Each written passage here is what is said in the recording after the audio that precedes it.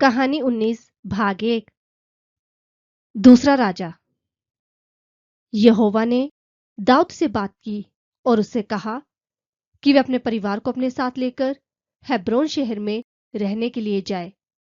तब यहूदा के लोग वहां आए और उन्होंने दाऊद का अभिषेक यहूदा के घराने पर राज करने के लिए किया। मगर नेन का बेटा अबनेर, जो शाऊल का प्रधान सेनापति था, वह शाऊल के बेटे इशबोशेत को पकड़कर महनेम में ले गया और उसने उसको गिलाद, अशूरी, ज्रिएल, एप्रेम, बिन्यामीन और सारे इज़राइल पर राजा ठहराया। शाऊल के वंश और दाऊद के वंश के बीच लंबे समय तक एक युद्ध चलता रहा।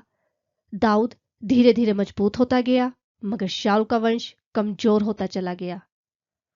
एक दिन इशबोशेत सेना के दो लोगों ने उसे सोते हुए पाया और उन्होंने उसे मार डाला।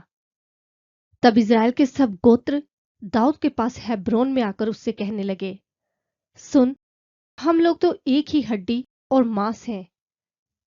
बीते सालों में शाऊल हमारा राजा था, मगर वो आप ही थे जो हमारा मार्गदर्शन और इज़राइली सेना को चलाते थे। और यहोवा ने आपसे कहा था कि तुम मेरी प्रजा इज़राइल के चरवाहे होंगे और तुम ही मेरी प्रजा इज़राइल के शासक होंगे। इस तरह जब इज़राइल के सब बड़े हेब्रोन में राजा के पास आए, तब राजा दाऊद ने हेब्रोन में उनसे यहोवा के सामने ये वाचा बांधी और उन्होंने तब इज़राइल का राजा होने के लिए दाऊद का अभिषेक किया। इस तरह दाऊद इज़राइल का दूसरा राजा बना और अपना शासन शुरू करते समय दाऊद की उम्र 30 साल की थी और उसने 40 साल तक शासन किया।